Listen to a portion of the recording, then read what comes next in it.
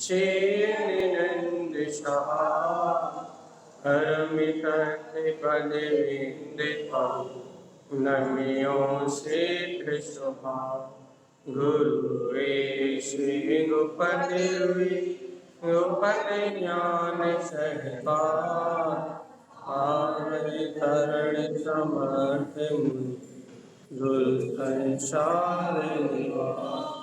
धर्म जो तव जिनवरे हर कटियर कटो मैं विनाश भव जो मम ज्ञान पयो देव को गुरु को धर्म को श्री कारण का प्रचार प्राची मंगलाचरण देवं नमस्कृतं लोकालोके प्रकाशितं त्रैलोक्यं भुवनार्थं ज्योति ओंकारं च वेदिते ओम ह्रियं श्रियं चिन्ते शुद्ध सद्भावपूरितं सम्पूर्णं स्वयं रूपं रूपातीत विन्द्र संयुक्तम् पूर्य आचार्य व सत्व संत धरम धर्मलाचार्य जी महाराज की जय। मंत्रोच्चारण करेंगे एक साथ। ओम नमो भगवते नमो नमः। ओम नमः भगवते नमो नमः। ओम नमः भगवते नमो नमः। परमराज महाचिंवाणी सद्गुरुवर श्रीमद् जैन तारक स्वामी और सर्वज्ञ जैन परमात्मा के अमृत में ज्ञान दल था श्री तारण आचार्य जी, जहाँ पर आचार्य श्रीमद् जैन तारण स्वामी के द्वारा बताए हुए रहस्यों को आत्म साधना के मार्ग को जान रहे हैं। पहले जीव आवृत्ति कैसे वृद्धि होने की भावना पाता है और फिर वह वृद्धि कैसे निर्दोष दर्शन प्रतिमा का पालन करते हुए व्रत प्रतिमा में प्रवेश करता है, अर्थात व्रत तप नियम संयुक्तम कैसे व्रत से तप से नियम से संयुक्त होकर सार्धम स्व आत्म दर्शन मात्र अपने आत्मा के दर्शन की आराधना करता है। ये तो स्वरूप समझ रहे हैं भैया। तो क्या अपन जानते हैं ये व्रत संसार के क्षय का कारण है, यदि सम्यक हो तो फिर भी अपना ये विषय है। शील व्रतेषु अनतिचार भावना में भी ये विषय चल रहा है। 18,000 शील के भेद की चर्चा आनी है, 36,000। और अभी अपना विषय भी यहाँ यही चल रहा है कि दर्शनम साधम जस, जो जीव दर्शन की साधना करते हैं व्रत तपस्या उच्चते, वो क्या करते हैं भैया, व्रत तप आदि को शुद्धता से करते हैं। जैसा जिनेन्द्र भगवान के अपना सामायिक प्रतिभा में चल रहा है, व्रत तप नियम संयुक्तम भय भव्य आत्मा। व्रत तप और नियम से संयुक्त है, लेकिन उनका प्रयोजन क्या है? ऊपर कहा ना, मोक्षगामी न संचया, उत्कृष्ट व्रतों के धारी है, अपने ज्ञान में स्वभाव के और चारित्र में स्वभाव की आराधना में लगे हुए हैं। तो क्या कह रहे हैं स्वामी, सार्धम स्वात्म दर्शनम, मात्र अपने शुद्ध आत्मा के दर्शन की साधना। आप यदि व्रती हो समाचार आने के लिए मत होना, यदि आप व्रती हो तो भोजन करने के लिए मत होना, यदि आप व्रती हो तो यश कीर्ति के लिए मत होना। यदि आप व्रती होने की भावना कर रहे हो, यदि जैन शासन के अनुसार अपने कल्याण की भावना कर रहे हो, तो किसी स्वार्थ को लेकर मत होना भाई। दिखाने के लिए मत करना। यदि आप व्रती हो तो एक संकल्प लेके आगे बढ़ना। क्या संकल्प लेके आगे बढ़ना? कि आचार्य परमात्मा ने कहा है सार्धम स्वात्म दर्शनम। व्रती होने का अर्थ यह है कि अपनी प्रवृत्ति मात्र अपने निज अवलोकन में। ये देखो अपन कह रहे हैं कि ये संसार तीनों लोक ये है, लेकिन आत्मा का निज लोक तो उसका चेतन लोक ही है। और वैसे यदि अपन व्यवहार से भी देखें तो तीनों लोक में आत्मा रहता ही नहीं है। वर्तमान रूप में कहाँ रहता है? इसके तीन लोग तो मन बुद्धि चित्त है। वर्तमान में व्यवहार में देखें तो ये उसका अंतःकरण मन बुद्धि चित्त है, ये इन्हीं लोगों में घूमता रहता है, कहीं मन में, कहीं बुद्धि में, कहीं चित्त में, और इनमें एकत्र करके अहम की धारा करके। तो इसका लोक इतना ही है जितना ये मन से विचार करता है। लोक तो अनंत है, तीन लोग को नकार नहीं रहे, लेकिन व्यवहार से भी जीव का लोक देखो तो उसका मन में जितने विचार होता है उसका लोक। मन बुद्धि और चित्त जितना इसमें परिणमन कर रहा है उतना ही आचरण हो रहा है, उतना ही कर्म का आचरण बंद हो रहा है। और मन बुद्धि चित्त अहम से अलग हो जाए और निज लोक में चला जाए तो दर्शन ज्ञान चारित्र ये भी तीन ही है। दर्शन ज्ञान चारित्र लोक भी तीन है, और जीव का जो व्यवहार से लोक है मन बुद्धि चित्त ये भी तीन ही है। और यदि अंतर में आचरण करें तो दर्शन ज्ञान चारित्र ये भी तीन ही है कि नहीं? तो भैया बाहर के लोग से तो कुछ लेना देना है ही नहीं। वर्तमान में तीन लोग से कुछ लेना देना नहीं है। अभी अपन इस तीन लोग के छोटे से हिस्से में है, लेकिन अपना मन कहाँ कहाँ भाग रहा है, अपनी बुद्धि अपने को कहाँ कहाँ उलझा रही है, कुबुद्धि रूप कहाँ कहाँ संलग्न करा रही है। अपने चित्त में अचेतन जड़ की भरमार, पुत्र मेरा, परिवार मेरा, ये मेरा, चित्त में काय काय का चिंतन है, कौन सा संस्कार भरे हुए। चित्त अपने संस्कारों का पिंड है। तो आप ये देखो अंतर में उतर के देखो भैया कि हमारे चिंतवन में क्या है। मन बुद्धि चित्त अहम में यदि पर पदार्थ है, रूपी पदार्थ है, संयोग है, भगवान की वस्तु व्यवस्था से विपरीत चिंतन है, तो आपका लोक संसार है, यही संसार है, आपका संसार है। और यदि अंतर में आपका दर्शन ज्ञान चारित्र में आचरण है, सम्यक दर्शन ज्ञान चारित्र मोक्ष मार्ग, तो यही आपका मोक्ष मार्ग। तो बात तो तीन तीन की है। अब आप ये बताओ कि आपके अंतर में कौन सा सहकार चलता है? तो कितारण समय का सार्धम स्वात्म दर्शनम कि ज्ञानी निज लोक को साधता है,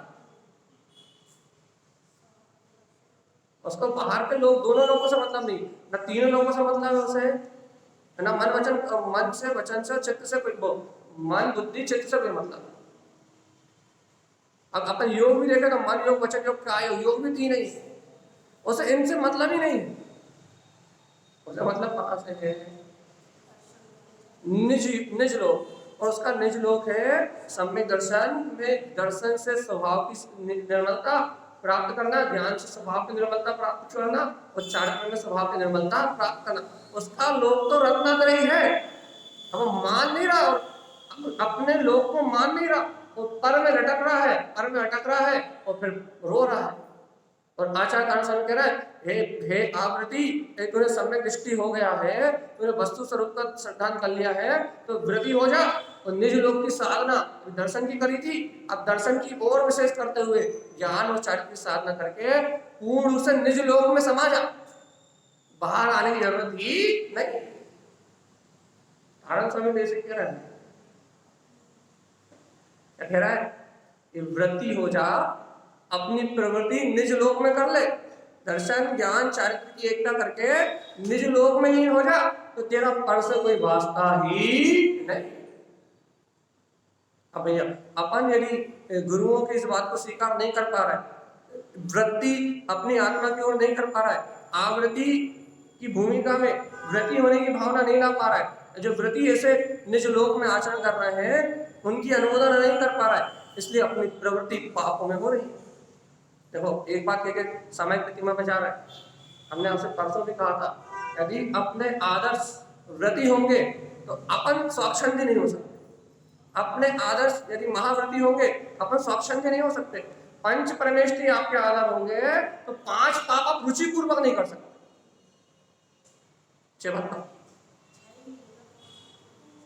क्यों क्यों नहीं कर सकते भैया? आप पांच पाप रुचि पूर्वक क्यों नहीं कर सकते? कारण क्या है? क्योंकि आपके आदर्श में गुणों का समुदाय है। बस इतनी बात लेके आगे चल रहे हैं। आपके आदर्श में गुणों का समुदाय है, आपकी आस्था में गुण है, चाहे आपको वो अरिहंत में दिख रहे हो, चाहे वो वृत्ति श्रावकों में दिख रहे हो, पंच परमेष्टि में, जनवाणी में, कहीं भी दिख रहे हो आपको। यदि आपके आदर्श में गुण है, आप गुणों को आदर्श मानते हो, गुणों की वंदना करते हो, तो फिर आप में रुचि पूर्वक प्रवृत्ति नहीं कर सकते। कारण क्या है? कारण क्या है? कारण ये है कि आपका आदर्श ही गुणों को प्राप्त करना है, और जिसको गुणों को प्राप्त करने का आदर्श हो, जैसे स्वयं गुणी बनने का आदर्श हो, वो हमेशा ही विकार से दूर रहने की भावना रखता ही है। आदर्श होना चाहिए। हाँ, कदम कदम पे, हर पाप में, हर क्रिया में, हर की प्रवृत्ति में उसे होश आता है कि मेरे आदर्श तो वीतरागी भगवंत है, मुझे इनके जैसे ही, बेशक समान हूं तो समान, द्रव अपेक्षा से समान हूं, लेकिन गुणों की पर्याय अपेक्षा से केवल ज्ञान को प्रकट करना है। पर गुणों की अपेक्षा से केवल ज्ञान को प्रकट करना है तो आचरण तो इन जैसे ही होना चाहिए। दर्शन ज्ञान समुदाय है ना, ये रत्नत्रय के दर्शन ज्ञान समुदाय, तो जैसे दर्शन ज्ञान चार्य का समुदाय ये है, वैसे दर्शन ज्ञान का समुदाय मैं हूँ। अभी महाव्रती जैसा चारित्र में लीन तो नहीं हो सकता, लेकिन आवृत्ति की भूमिका में हूँ। वही श्रद्धा सम्यक है तो ज्ञान भी सम्यक है, तो ज्ञान सम्यक है, सम्यक ठहरण चारित्र भी सम्यक है। आवृत्ति की भूमिका में भैया ऐसा है, और थोड़ा वृत्ति हो जाओ तो फिर तो और दो चौकड़ी चली गई। पर श्रद्धा तो सम्यक थी, ज्ञान की ओर विशेष निर्मलता, शुद्ध ज्ञान की ओर द्वासांग की जो चिंतन धारा है ज्ञान के अंतर की, उसकी ओर निर्मलता, तो भैया फिर चारित्र की ओर विशुद्धि, क्योंकि अब आप प्रत्यक्ष भी चली गई, अब क्या होगा? सुख और बढ़ जाएगा। अब बताओ, जैसे आत्मा का सुख बढ़ गया हो, और झांक के देखेगा कि पढ़ में क्या हो रहा है। जैसे आत्मा का सुख नहीं बढ़ा रहा। आखिरी बात है, सुन लो भगवान, जिसको आत्मा का सुख नहीं बढ़ाना और उसने बाहर से भेद धारण कर लिया, तो वो सुख ढूंढेगा अभी भी समाज में, मान में, सम्मान में, बाहर की व्यवस्थाओं में। तो जिसे आत्मा का ही सुख बढ़ गया ना, अब उसे क्या लेना देना? आप भावलिंगी और द्रव्यलिंगी, समय दृष्टि और क्रियाधारी में अंतर एक समय में निकाल दो। जैसे आपको दिख रहा है कि जिसका आत्मा में सुख बढ़ गया, उसे कहीं किसी से कुछ लेना देना नहीं है। क्यों? क्योंकि उसे कुछ से लेना ही देना नहीं है किसी से। भैया जिसे अपने आत्मा का सुख नहीं बढ़ा वर्तमान में, या इसलिए वो यहाँ वहां उलझ रहा है, और जो यहाँ वहां उलझ रहा है मतलब वो अभी अपनी भूमिका को पक्की नहीं कर पा रहा, और वो अब वो साधना कर रहा हो, वो जो कर रहा है उससे अपने को लेना देना नहीं है। अपने को तो लेना देना इससे है कि अपने को इन गुणों को प्रकट करना ही है, बस। अपने को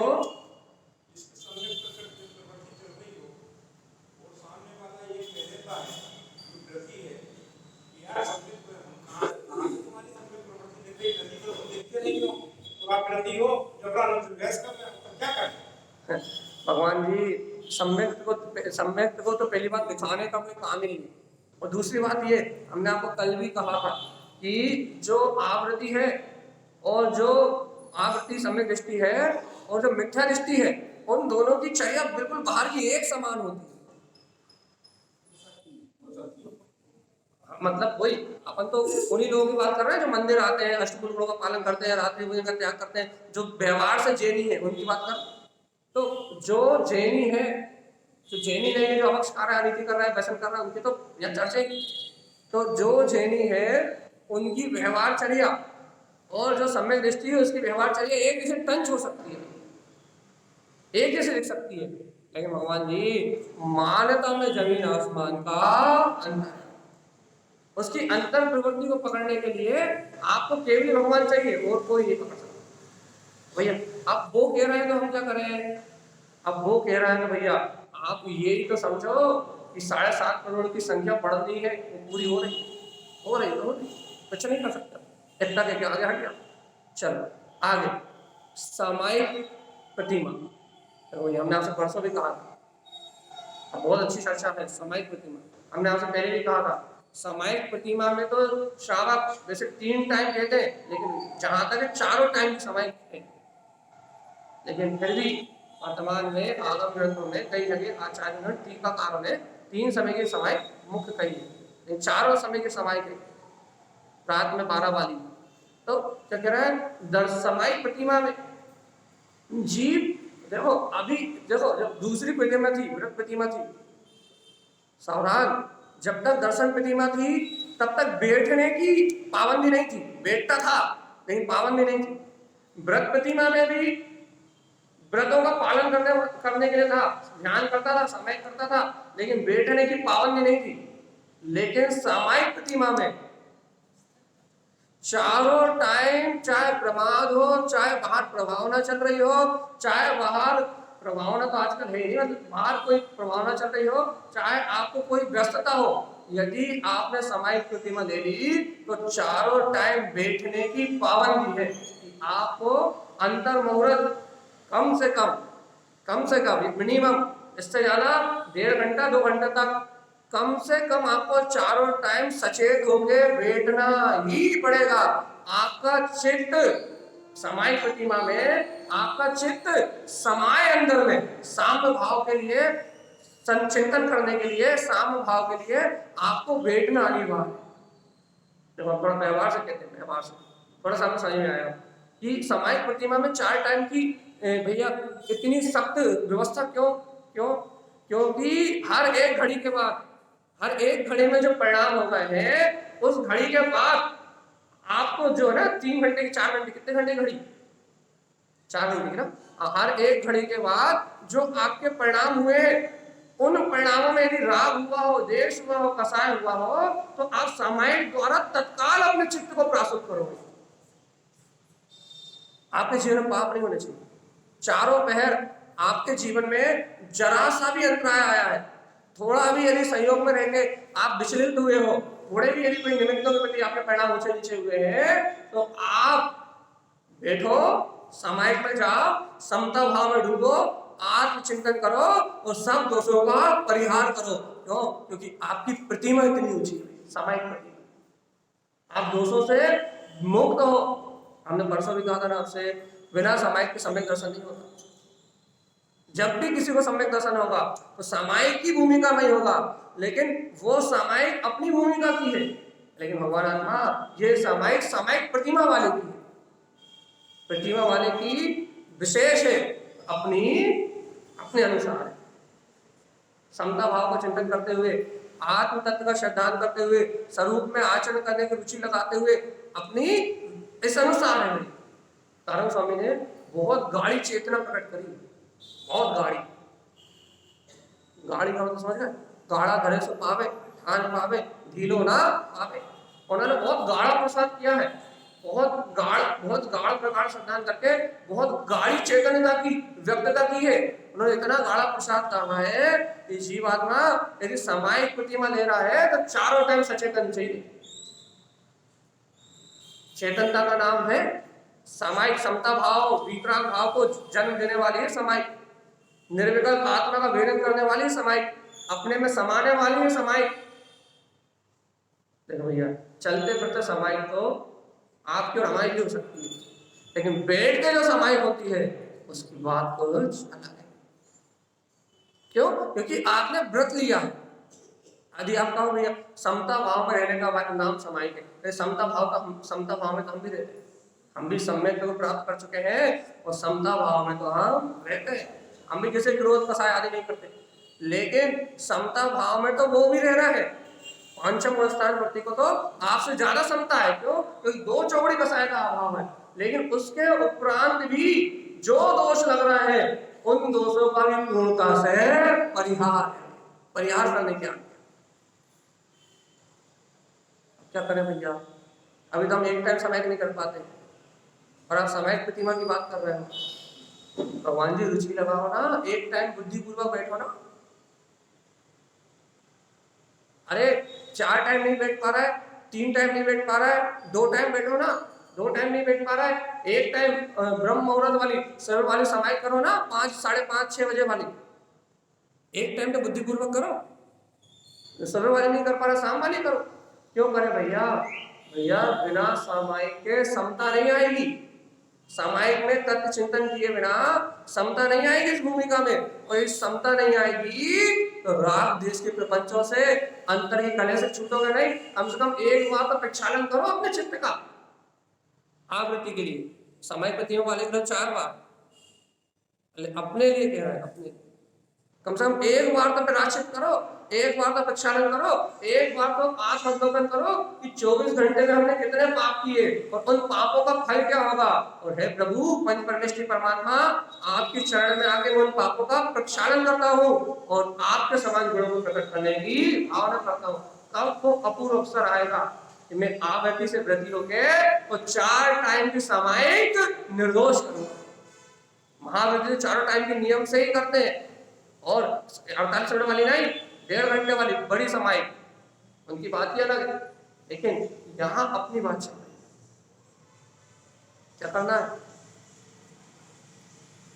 हाँ, कितने बार?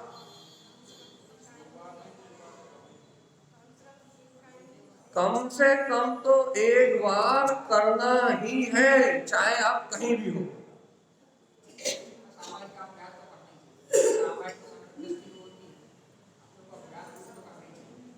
इसलिए यदि अपन अभ्यास नहीं करेंगे, समय मतलब समता भाव में प्रवेश करने की पूरी ताकत लगा देना।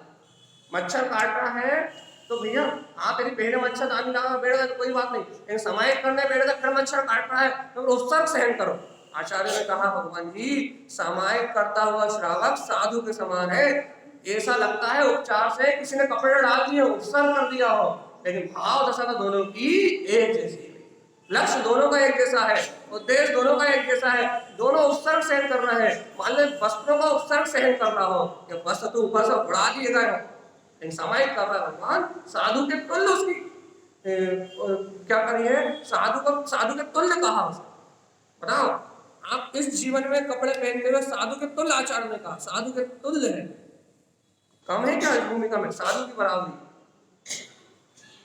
लेकिन कब?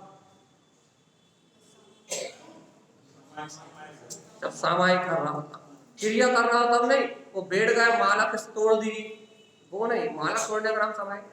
हाँ अभी नहीं लगता मन वो माला कर रहे हो, लेकिन लक्ष्य सामायिक का, समता भाव का चिंतन करो तो ठीक। तो क्या कह रहा भैया, सामायिक करता है रुचि पूर्वक तो कल्याण होता है। अभ्यास करना पड़ेगा। अपन कहते हैं तत्व की बात समझ में नहीं आती, आत्मा आत्मा आत्मा चिल्लाते हो, आत्मा की अनुभूति नहीं होती। वो इसलिए नहीं होती कि अपन समता भाव का अभ्यास नहीं करते, सामायिक का अभ्यास नहीं करते, अपनी कसाय लो नहीं होती। और कसाय लो नहीं होती तो आत्मा की चर्चा चढ़ती है, लेकिन वो अंतर में छूती नहीं है। क्यों? तो तीव्र कसाय में आत्मा की बात छूती नहीं। सामायिक करते, थोड़ा चिंतन करते तो कसाय मंद होती, और कसाय मंद होती तो आत्मा की बात कम से कम समझ में तो आती, स्मरण में तो आती। जब समय करने बैठे चिंतन में तो आती, लेकिन आपने समय ही नहीं करी, चिंतन ही नहीं करा, तो आपको चिंतन का काम ही खत्म। आज के लिए प्रेरणा समय प्रतिमा की बात कर रहे हैं। बात हम गुरुदेव जो कहेंगे वो करेंगे। अभी हमें गाता को नहीं छुआ, अभी हम जो कह रहे हैं वो सब समझाई से बस। तो अपन सामायिक प्रतिमा को छुए, गुरुदेव की गाथा को छुए, इसके पहले कम से कम एक बार सामायिक की भावना तो अपनी वही चाहिए। अंतर मुहूर्त नहीं बैठ पाएंगे, लघु अंतर मुहूर्त बैठेंगे 10 मिनट 15 मिनट 20 मिनट। या बुद्धि पूर्वक सबसे पहले तत्व निर्णय और भेद ज्ञान का अभ्यास करना है, कुछ नहीं करना। जानने वाले को जानते हुए देखना है और होने वाले को होता हुआ देखना। शुरुआत यहीं से करना है, और फिर ये शुरुआत करते करते आप तत्व चर्चा सुनते हैं, स्वाध्याय करते हैं, तो फिर आपका चिंतन अपने आप बदलता जाएगा। क्यों? क्योंकि आप जो सुनोगे वो आपके चिंतन में आएगा, आप जो पढ़ोगे फिर वो आपके चिंतन में आएगा। और फिर पहले ये होता है कि जो सुनते हैं, जो पढ़ते हैं वो चिंतन में आता है, उसके बाद फिर क्या होने लगता है भैया, जो अपने अनुभव की बात होती है वो चिंतन में आने लगती है। क्रम ऐसा है। पहली भूमिका में क्या होता है, तत्व निर्णय होता है और भेद ज्ञान होता है। जानने वाले को जानने वाला देखा जाता है और होने वाले को होने वाला देखा जाता है। दूसरी भूमिका में क्या होता है, फिर मन अभ्यास बढ़ जाता है, तो फिर जो सुनते हो तत्व चर्चा गोष्ठी या जो स्वाध्याय करते हो, वो आगम का शुद्ध ज्ञान वो अनुभव रूप मानने लगता है कि अरे ऐसा कहा था, देखो इसका अनुभव ऐसा है, फिर इसका अनुभव ऐसा है, फिर ऐसा क्या लगता है, आगम भी भूल जाते हैं, और तो अंतर में जो घटता है फिर वो चिंतन में आता है। पहले दिन आखिरी दिन अपन जब सोचते हैं कि हम पहले दिन बैठे और आखिरी दिन वाली घटना घट जाए, हमारी हमेशा से लोभ की प्रवृत्ति रही ना, ज्यादा लोभी रहे ना, एक दिन आंख बंद करके बैठे और सोचे कि भैया जैसी समाई हम करते हैं, जैसी समाई भैया जी करते हैं वैसी हमारी हो जाए, इन्हें तो इतना आनंद आता है, तो इतनी अच्छी अच्छी बात करते हैं, हम क्यों नहीं कर पाते। तो तुम पहले दिन बैठ के आखिरी दिन की फल चाहते हो, लेकिन उस आखिरी दिन के लिए बीच में कितना अभ्यास है ये दिखाई देता है। ये अपनी अधिक लालसा, जो अपनी अधिक लालसा होती ना, ये अपनी पर्याय की अधिक लालसा, ये परिणमन की अधिक लालसा, अपने स्वभाव का कम विश्वास, जो स्वभाव का कम विश्वास लेके बैठते हैं इसलिए स्वभाव के चिंतन में आनंद आता नहीं है, और पर्याय की अधिक लालसा लेके बैठते हैं तो 3 दिन बैठे 4 दिन देखे बैठे हमें तो कुछ होता ही नहीं, 5 दिन से बंद, खत्म कहानी। ये लालची जीवों का कुछ नहीं होता, चाहे वो मोक्ष मार्ग में हो चाहे वो संसार, इनका कल्याण होता ही नहीं। पर्याय का लोभ, पर्याय की लालसा, पर्याय को प्राप्त करने की वो बात कि अब भी अली सुख मिलने लगे, अब भी अली विकल्प खत्म हो जाए, अब भी अली हम आनंद का वेदन करने लगे, ऐसी भावना हो तो अच्छी बात है, लेकिन ऐसा अधिक लोभ होने से अनुत्साहित होता है जी, अनुत्साहित। हम 5 दिन से बैठ रहे भैया और हमें तो रंच मार कुछ नहीं, बस फिर हताश हो जाएगा, उदास हो जाएगा, और 6ठे दिन से अब तो कुछ होने वाला ही नहीं है बेटा, अब तू करता रहता तो कुछ हो भी जाता, लेकिन अब तूने बंद कर दिया, आश्रद्धान हो गया, सामायिक पे आश्रद्धान हो गया, या फिर अपने पुरुषार्थ पे ही कमी का आश्रद्धान कर दिया कि सामायिक करना हमारी ताकत ही नहीं है, आश्रद्धान ही कर दिया। अब आश्रद्धान कर लिया तब क्या होगा, अब तो सम्यक से भी पीछे चला जाए। आश्रद्धा नहीं करना कभी, हमने आपसे हमेशा कहा व्रतों में कभी दोष नहीं लगाना, व्रतों में कभी आश्रद्धा नहीं करना, प्रतिमाओं पे कभी आश्रद्धा नहीं करना, ये सब मोक्ष मार्ग है, लेकिन इनका सही स्वरूप समझना, मनमाना स्वरूप नहीं करना। कभी व्रतों पे आश्रद्धा नहीं करना कि व्रत में क्या क्रियाकांड होता है, व्रत को कभी मत कहना क्रियाकांड, क्रियाकांड को क्रियाकांड कहना, प्रतिमा को क्रियाकांड मत कहना, महाव्रत को क्रियाकांड मत कहना। जो महाव्रत के नाम में क्रियाकांड कर रहे हैं उन्हें क्रियाकांड कहने में कोई दोष नहीं, जो गलत है उसे गलत कहो, कोई दोष नहीं है, लेकिन सही को गलत मत कहने लगता कहीं, सही को गलत कहने लगे भगवान जी आत्मा पतन क्यों चली जाएगी।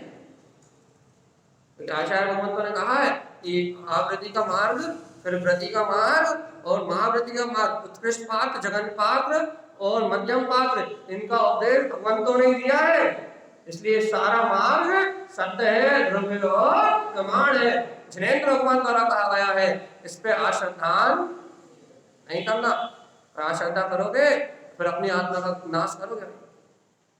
ठीक है, तो अपन यहाँ क्या कह रहे हैं, सामायिक पक्का हुआ, एक बार ही सामायिक का नियम ले लो भगवान जी, जीवन तर जाएगा।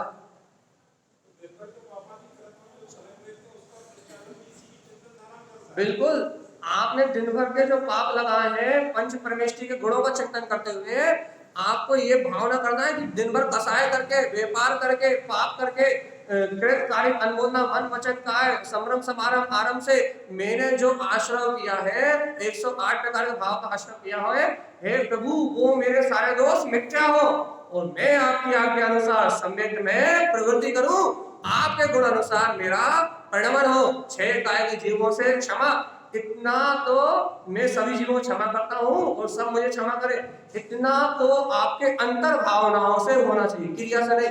हमने परिभाषा पढ़ दी और आपने रट ली, ऐसा नहीं, इतना तो अंतर भाव से होना ही चाहिए, तो आप 24 घंटे में जो पाप मान रहे हो आधे का आधा हो जाएगा। बहुत अच्छी कला है ये, यदि आप भाव से ये करते हो तो 24 घंटे जितना आपने आश्रम किया ना आधे का आधा हो जाएगा। लेकिन लोग समझ कर ना आश्रम हटाने के, पाप कम करने के, भक्ति से करना, स्वभाव की श्रद्धा से करना, हो जाएगा। वो होने वाली परिणाम है, वो हो गई, आपके परिणामों की विशुद्धि होगी, पाप कटेंगे।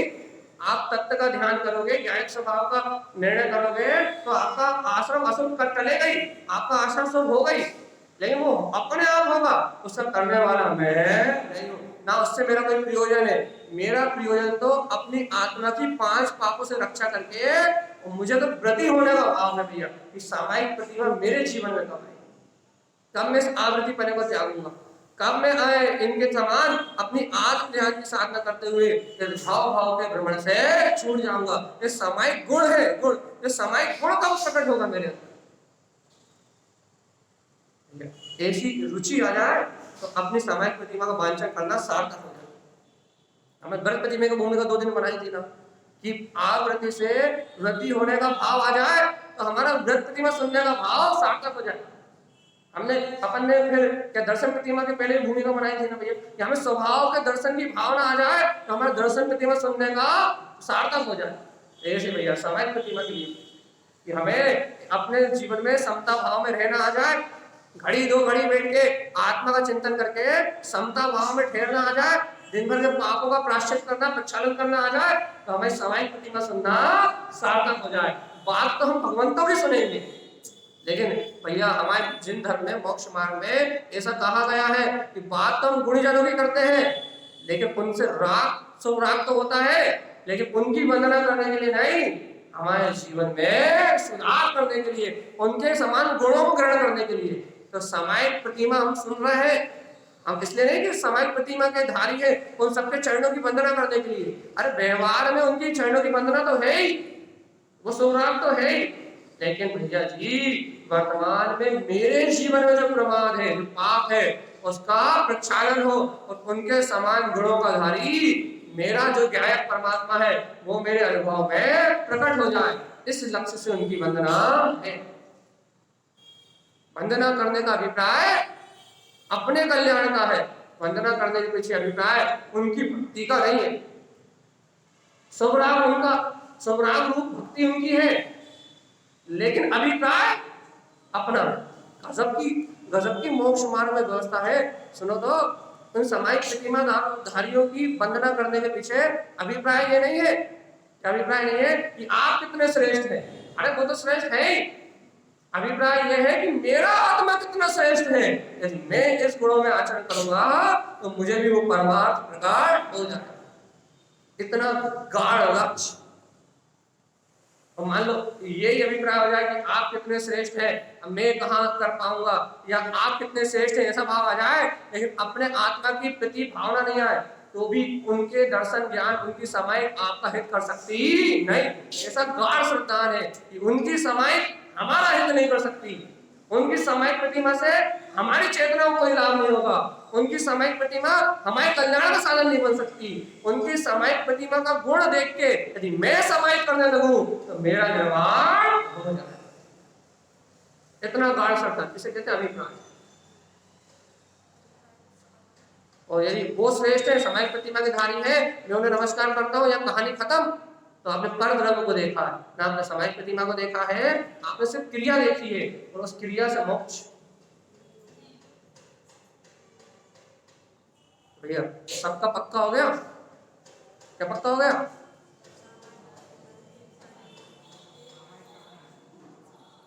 हो गया पीछे तक? टीवी देखना है ना, मोबाइल चलाना है, टीवी देखना है। सामायिक रात में 12 बजे की समय का टाइम है भगवान जी, बेटा बड़ी आराम से, कौन ना रोका। देखो ये समता भाव में 4 टाइम का तो नियम है, आप 4 टाइम के प्रति 24 घंटे बैठे रहो तो बहुत ही उत्तम, उत्कृष्ट। हमने कहा ना, आप अपनी भूमिका से ऊपर आचरण करते हो तो स्वागत है।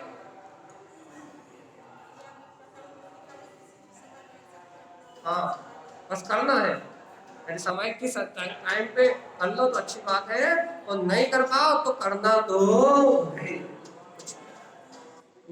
अब अपन आगे गाथा पे चलते भैया, चलिए मिलाइए। आचार्य श्रीमद चित्तानंद स्वामी का उपदेश जी, कहिए।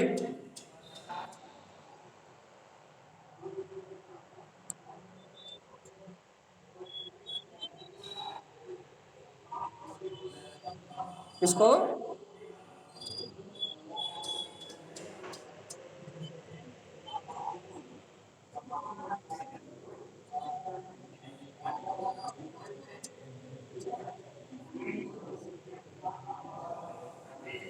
ये जी, आपने जो प्रश्न किया है, आपको यदि कोई ने द्रव्यलिंग धारण किया है तो पहले आप 28 मूल गुणों को पहले आप जाने कि 28 मूल गुण होते हैं।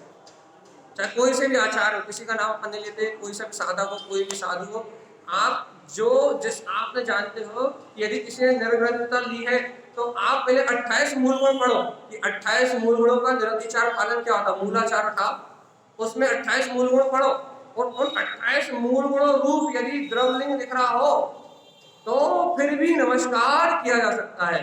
लेकिन वर्तमान में कोई ऐसा है ही नहीं, हमें नहीं दिख रहा। आपको दिख जाए तो बढ़िया नमस्कार करो और फिर उसके उपदेश देखो। यदि सम्यक का उपदेश है तो फिर वंदनीय है, और सम्यक का उपदेश नहीं है तो फिर आपकी मन गढ़ंत, आपकी बात आप जानो। इस विषय में हम कोई विशेष उद्बोधन नहीं देंगे। ठीक है, आगे सामायिक नितम जैन।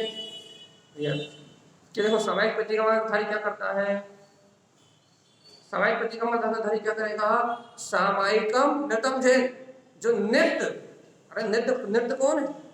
आत्मा। शाश्वत कौन है? आत्मा। ध्रुव कौन है? आत्मा। तो कह रहा है सामायिकम नितम जैन। अरे नित्य अर्थात शाश्वतता जिसको वरत रही है, नित्यता जिसको वरत रही है, चैतन्यता जिसको वरत रही है, वो सामायिक। देखो सामायिक प्रतिमा का धारी क्या करता है, सामायिकम गतम से संपूर्ण सार्ध्यम क्या करता है, समता भाव से संपूर्ण सार्ध्यम क्या करता है, अपने परिपूर्ण ध्रुव तत्व को साधता है। सामायिक में क्या करें हम, वो सामायिक प्रतिमा के धारी को नित्य अपने वीतराग पद को, अपने वीतराग धर्म को साध रहा है। लेकिन हम क्या करें भैया सामायिक के लिए, अपने को भी यही करना है, जो वो कर रहा है वही अपने को करना है। अब वो नियम पूर्वक संकल्प पूर्वक 1 घंटे बैठ के कर रहा है और अपन वही काम चाहे 10 मिनट कर पाएंगे, लेकिन करना अपने को भी वही है। क्या करना है, सामायिकम नितम चेत, जो नित्य सामायिक प्रतिमा के धारी है, मतलब सामायिक प्रतिमा का निर्दोष पालन करते हैं, अर्थात नित्य समता भाव में जिनका आचरण है, तीसरी प्रतिमा धारी शाश्वत स्वभाव की अनुभूति से, अपने ज्ञायक तत्व की अनुभूति से नित्य जो समता भाव में आचरण करते हैं, समता भाव में, कसाय में नहीं, मायाचारी में नहीं, छल कपट में नहीं, जिनको सामायिक होती है ना, तो उनके मन में किसी के प्रति कलह रहती नहीं है। बताओ चल, यदि जीव हर अंतर मुहूर्त हर पहर के बाद एक बार समय करने बैठेगा, मान लो उसकी मेरे से थोड़ी तू में हो गई थी, लेकिन जैसे समय करने बैठेगा तो क्या होगा, वो प्रत्यक्ष प्रत्यक्ष में वो मांग पाए या ना मांग पाए, जैसे ही समय करने बैठेगा वो सारे विकारों को अपने चिंतन में लाएगा और तत्काल उन कसायों को अपने अंतर से हटाएगा, तत्काल क्षमा याचना करेगा। क्यों? क्योंकि वो कसाय कहीं जड़ ना बन जाए, वो कसाय कहीं स्थित ना हो जाए, वो कसाय का बंध वापस ना हो जाए। इसलिए क्योंकि यदि वो कसाय स्थित हो गई और सामायिक में उसका प्रक्षालन नहीं हुआ तो भगवान जैसे कसाय बढ़ेगी गुणस्थान नीचे गिरने के चलन बढ़ते जाएंगे। तीसरा पांचवा गुणस्थान नीचे नहीं आना चाहिए। तो सामायिक क्यों? यदि गलती से टूटू में हो गई और किसी बात पे गाफिल हो गया, मन में यदि कोई सल लग गई, कोई सल आ गई कुछ करने की, कराने की, किसी ने बोल दिया या कोई संयोग मिल गया, यदि कोई लक्ष्य बन गया संसार का अभिप्राय यदि कोई आ गया कि भैया भूमिका है, साधु तो है नहीं, संयोग मिलते हैं, संयोग में संयोग की बातें होती है तो भैया शुभ अशुभ राग में जी बह जाता है। यदि कोई संयोग आ गया, मन में कोई सल चुप गई, भैया क्या करना है, एक पहर के बाद समाहित कर लेना। क्यों? क्योंकि यदि वो सल रुक गई तो बेटा तू 5 में से नीचे आ जाएगा, तो वो नीचे आ सकता है, जितना चाहे उतना नीचे जा सकता है। इसलिए कोई कसाय ठहर ना पाए। और भाई साधु बनने की तैयारी करना है कि नहीं करना? अभी लघु समय कर रहा है, फिर बड़ी समय करना है कि नहीं करना? साधु बनना है कि नहीं बनना? फिर वही अपन आवृत्ति श्रावक, अपने को वृद्धि श्रावक होना है कि नहीं होना? और ये वृद्धि शावक ऐसे महावृद्धि होना है कि नहीं होना? सब आगे बढ़ने का अभ्यास कर रहे हैं ना। इसलिए भगवान आत्मा, इसलिए अच्छे से ध्यान से सुनो, सामायिकम ऋतम से क्या करते हैं भैया, जो नित्य अपने शाश्वत स्वभाव को समता भाव के आराधन से जो सामायिक कर रहे हैं, संपूर्णम साध्य क्या कर रहे हैं, समता भाव से अपने परिपूर्ण स्वभाव को साध रहे हैं, श्रद्धान में रख रहे हैं अपने गायक पद को, गायक स्वरूप को श्रद्धान में रख के साधना कर रहे हैं। ऊर्ध्व आर्ध मध्यम च, देखो देखो, चाहे वो ऊर्ध्व लोक में हो, चाहे वो आर्ध अधोलोक में हो, चाहे वो मध्य लोक में हो, मन रोधो स्व आत्म चिंतनम, समय में क्या कर रहा है, मन रोधो, अज्ञान मन का निरोध कर रहे हैं। मन पापों में भटकता है, पर की चिंता में भटकता है, अज्ञान भाव को प्रकट करता है, इच्छाओं और वासनाओं की ओर भागता जाता है, काम भोग की प्रवृत्ति में ललायत होता है। क्या कर रहे हैं, मन रोधो, जो मन पर में रत करता है, रोधो, उसको रोकते हैं, उसमें अवरोध डालते हैं, भगवान की वाणी का चिंतन करके, अपनी चेतना को जगा के, अपने अंदर में अपने स्वभाव के बहुमान को जगा के क्या करते हैं, मन रोधो, मन को रोकते हैं।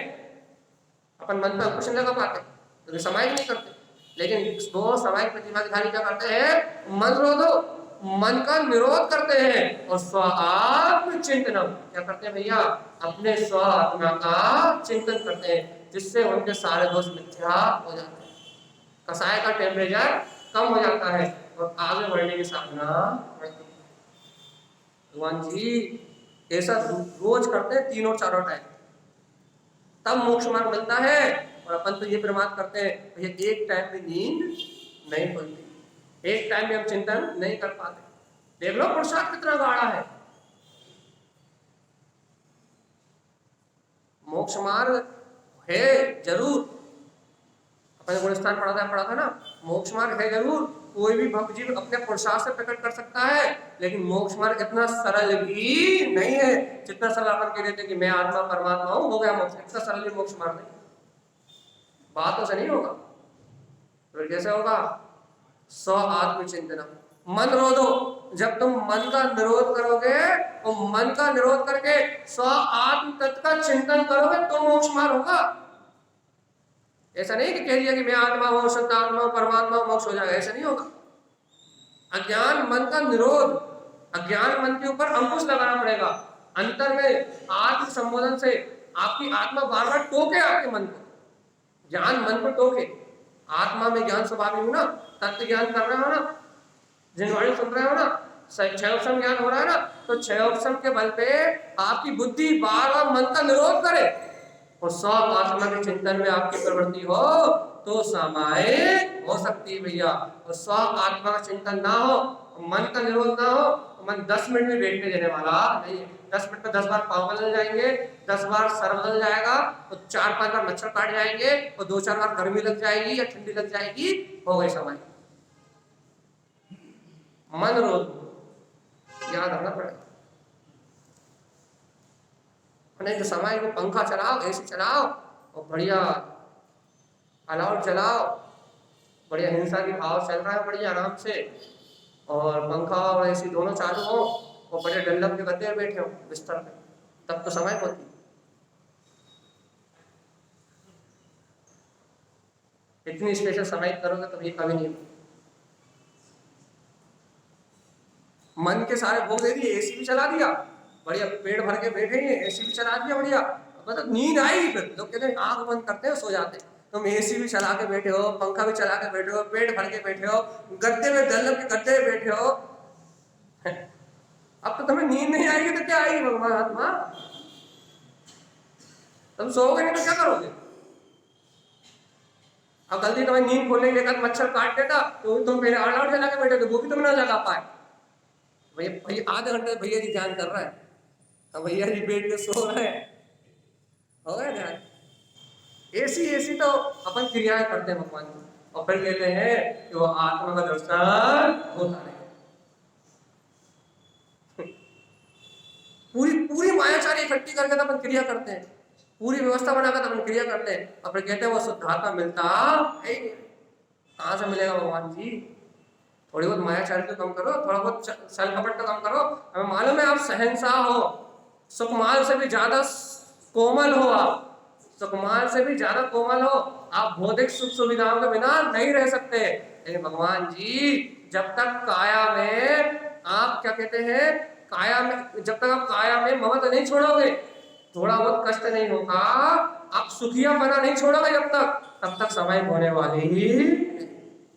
थोड़ा सुखिया पना छोड़ोगे तब समय होगी, और सुखिया पना नहीं छोड़ोगे तो समय।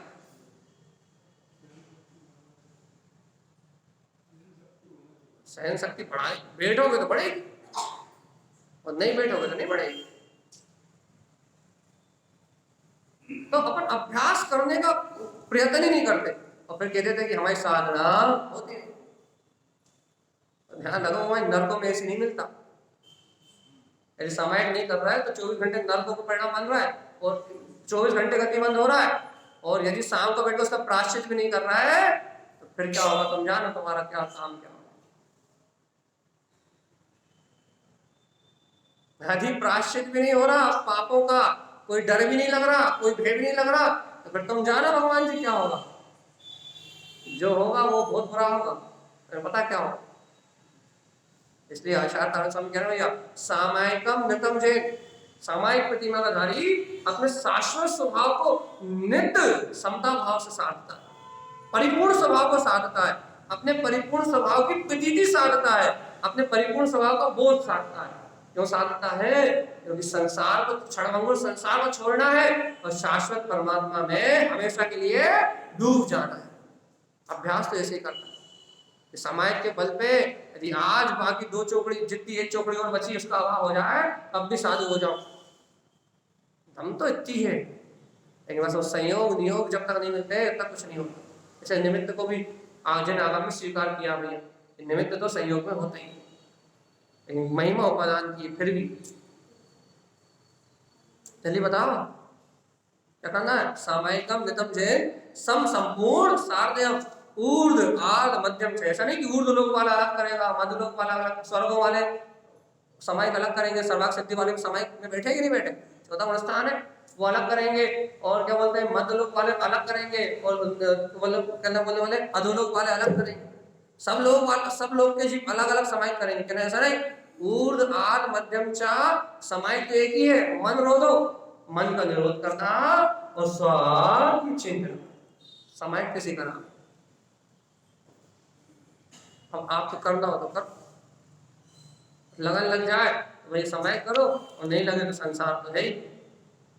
इसके बाद अब तारण स्वामी क्या कह रहा है, आलापम भोजनम गच्छम। भोजन कथा को में किसको मजा आता है। आलापनम भोजनम गच्छा श्रोतम लोकम च विभ्रम। ये भी कथा जो मिथ्या शुद्ध कुशास्त्र, उनके सेवन में आनंद आता है क्या? आता तो बताओ। मन वे काय नियम शुद्धम, या मन को, वचन को, काय को नियम शुद्धम अपने हृदय में शुद्ध करके स्थान सामायिक स्व आत्म चिंतनम। तारण स्वामी कह रहा है सामायिक क्या है, स्व आत्मा का चिंतन ही सामायिक। अरे भगवान आत्मा, कम से कम तारण स्वामी की इस बात को समझो तो क्या, कि लोग यदि पेट भरने के लिए यदि सामायिक प्रतिमा ले रहे हो तो नहीं वो जाओगे। सामायिक प्रतिमा ले रहे हो तो पेट भरने के मत लेना, नाना प्रकार के लोक रंजन करने के लिए, यहाँ वहां की भी कथाएं सुनाने के लिए, ये वो कहानी सुनाने के लिए, खुद भी कहानी सुन रहे हो और लोगों को भी कहानी सुना रहे हो। इसलिए नहीं सामायिक प्रतिमा। काय के लिए है, मन वे काय, मन वचन काय तीनों को नियम शुद्धम। अरे इन तीनों की शुद्धता सहित हृदय में शुद्ध भाव का उदय करो, शुद्धता की भावना करो। मन वचन काय तीनों की शुद्धता करके हृदय में शुद्ध तत्व का चिंतन करते हुए सामायिक, सामायिक क्या है, स्व आत्म चिंतनम, स्व आत्मा के चिंतन के अलावा सामायिक और कुछ है ही नहीं। क्यों? तो समता भाव तभी आ सकता है जब आप कर्ता भोक्ता रूप बुद्धि से छूट जाओ, और जब तक कर्ता भोक्ता रूप बुद्धि है, कसाय के परिणाम है, तब तक आत्मा में समता आने वाली। स्व आत्मा का वस्तु स्वरूप का चिंतन किए बिना सामायिक हो सकती। अब बताओ माला कितनी टूट गई,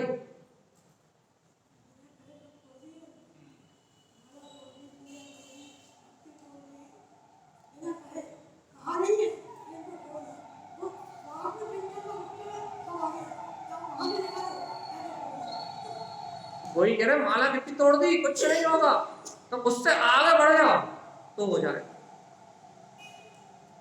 उसको अंतर में गहराई से स्वीकार कर लो तो हो जाएगा। और देखो ये हमने परसों भी कहा था, कल रात की परसों रात संस्कारों को तोड़ने का नाम साधना। माला का नियम ले लिया, माला के संस्कारों को तुमने बहुत पोषण कर लिया, अब छोड़ दो। अब उतने टाइम आत्मा का चिंतन करो और माला का टाइम अलग निकालो।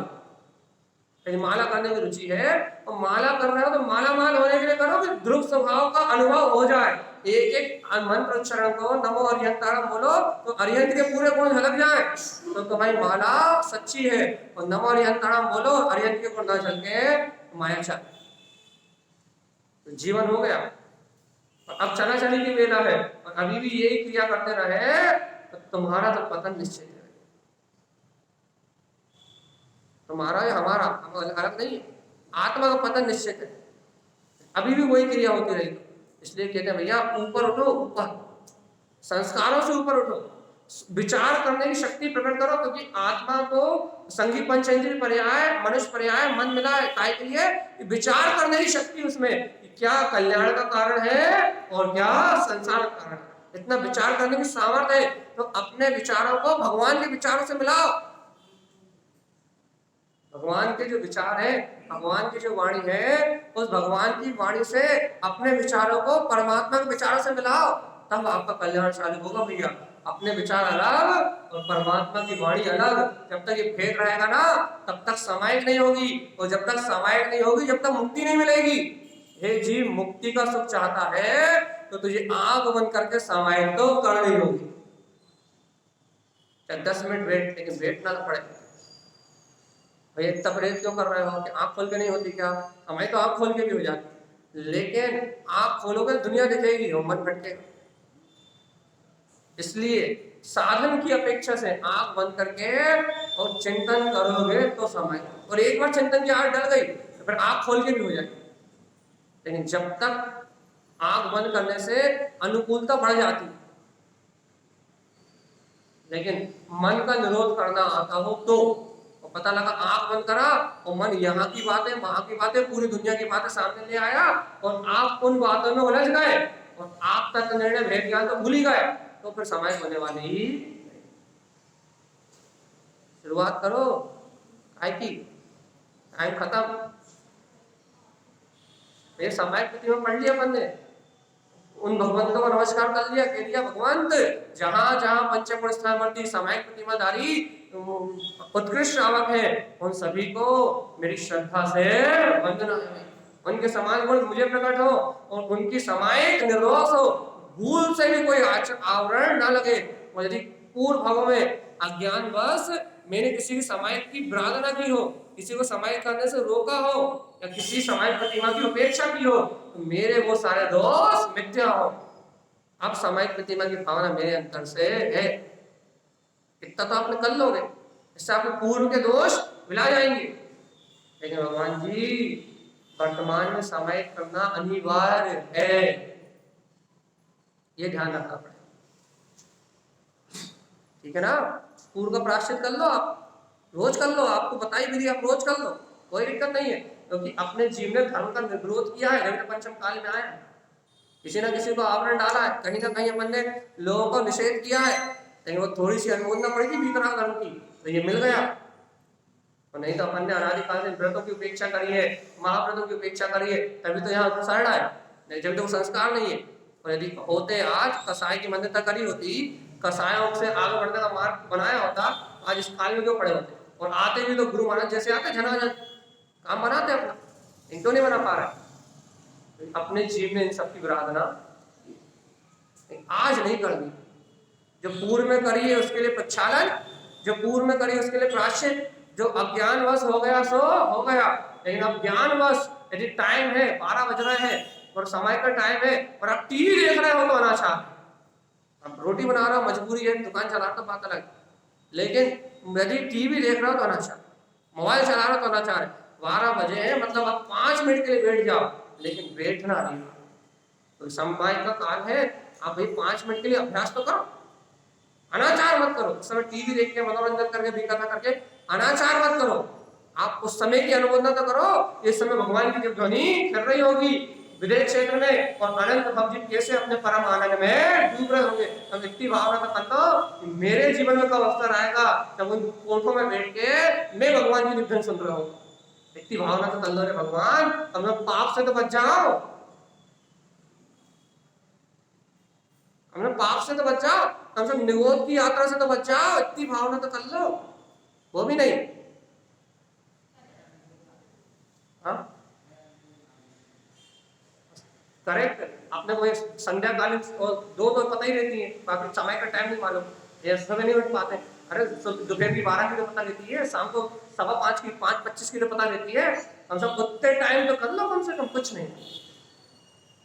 बाकी बाकी 2 टाइम छोड़ दो भैया, सुबह वाले ब्रह्म मुहूर्त में नहीं उठ पाते, रात में 12 बजे तक नहीं जग पाते, कोई बात नहीं, 2 टाइम तो है।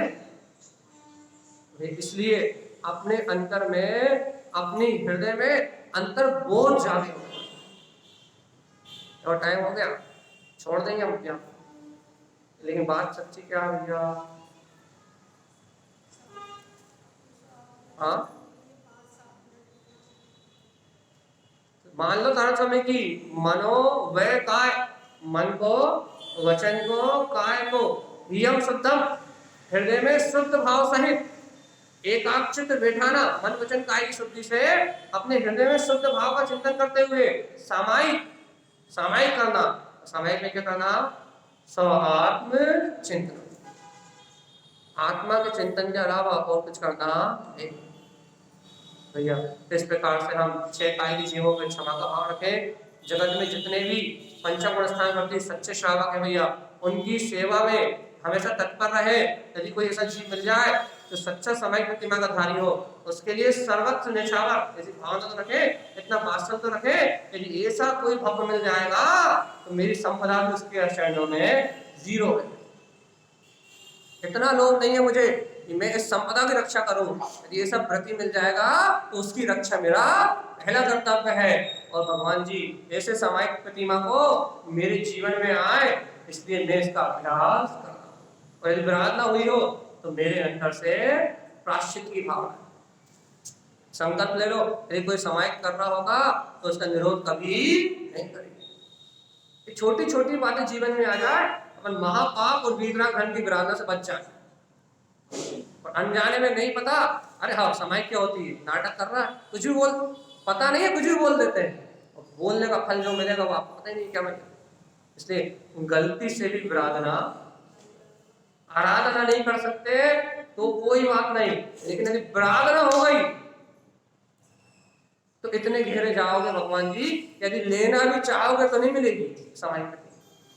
प्रार्थना का फल, वीतराग धर्म की प्रार्थना का फल अनंत है, चाहे वो सम्यक की हो, चाहे वो संयम की हो, कोई सी भी प्रार्थना हो, यदि वीतराग धर्म की प्रार्थना है तो उसका फल अनंत है, अनंत। जैसे गलती से भी याद है ना, वीतराग धर्म की बात कर रहे हैं, क्रियाकांड की नहीं कर रहा है। अरे तुम कहा भैया कि वो क्रियाकांड करने वाले भी तो तुम आप उनकी बात बोल, वस्तु स्वरूप जैसा है वैसा ही बोलना। अपने मन से बोलोगे तो भी गर्द में जाओ। इसलिए आगम का अभ्यास कर लो तो पता लग जाए कि सही क्या है और गलत है। इसलिए भैया अपने को जैसा आगम में कहा है, जैसा भगवंतों की वाणी में आया है, वैसे ही वीतराग धर्म जयवंत है। मेरे जीवन में इस समता भाव में समाहित प्रकट हो, इन्हीं मंगल भावनाओं के साथ बोलिए आचार्य प्रवर सद्गुरुवर संत तारक धर्म लाचार्य जी महाराज की जय।